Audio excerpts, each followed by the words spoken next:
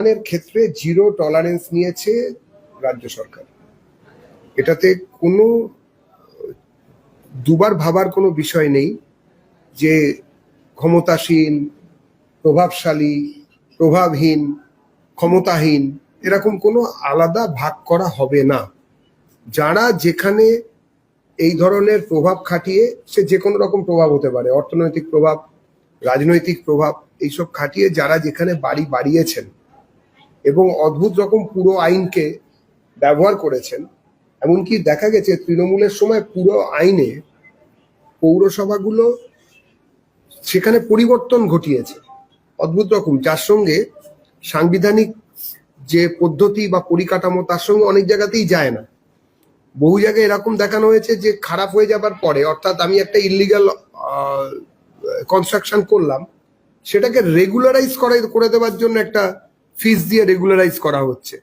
সেটা একটা নির্দিষ্ট জায়গা অবধি করা যেতে পারে, কিন্তু গ্রস যে যা করবে টাকা দাও ঠিক করে দিচ্ছি, এরকম একটা জায়গায় চলে গেছিল।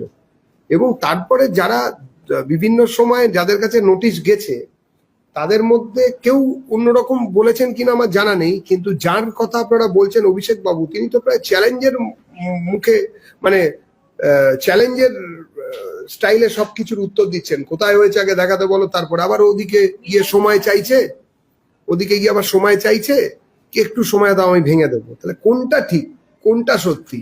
কেনই বা উনি চ্যালেঞ্জ করছেন আর উল্টো দিকে কেন আবার সময় চাইছেন? চ্যালেঞ্জ করলে সময় চাইবেন না ভাঙার জন্য, আর সময় চাইলে চ্যালেঞ্জ করবেন না।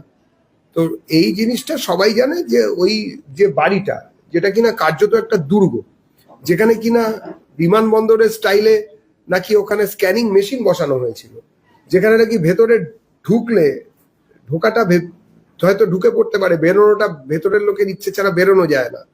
তার উপরে নাকি কোটি কোটি টাকার ঝাড়বাতি বসানো, লিফট লাগানো, এসকালেটার আছে ইত্যাদি প্রভৃতি শোনা গেছে। এখন কে তাদের পারমিশন দিয়েছিল, কিভাবে হয়েছিল, কেন হয়েছিল, মানুষ জানে যে এটাতে কলকাতা কর্পোরেশনই সবকিছু জানে, কেননা জায়গাটি কলকাতা কর্পোরেশনের উপরে। আরো কথা হচ্ছে যে মেয়র সাহেব সেদিন বললেন আমি কারোর ইজারা নিইনি।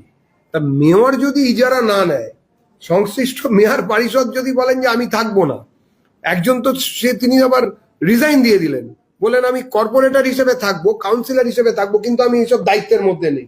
সেই ভদ্রমহিলাও রিজাইন দিলেন। তো এই জিনিস চলতে থাকছে। এটা মানে হচ্ছে যে পুরো ডালটাই কালো, কুচকালা নেই হয়, সেই জন্য কেউ কোনো দায়িত্ব নিতে চাইছেন না। ওদিকে অভিষেক বাবু সময় চাইছেন, দেখা যাক কি হয়। আমার মনে হয় যে অবৈধ নির্মাণের ক্ষেত্রে যে জিরো টলারেন্স নীতি নিয়েছেন রাজ্য সরকার, সেটা সবার ক্ষেত্রেই প্রযোজ্য হবে এবং সঠিক সময় ব্যবহৃত হবে।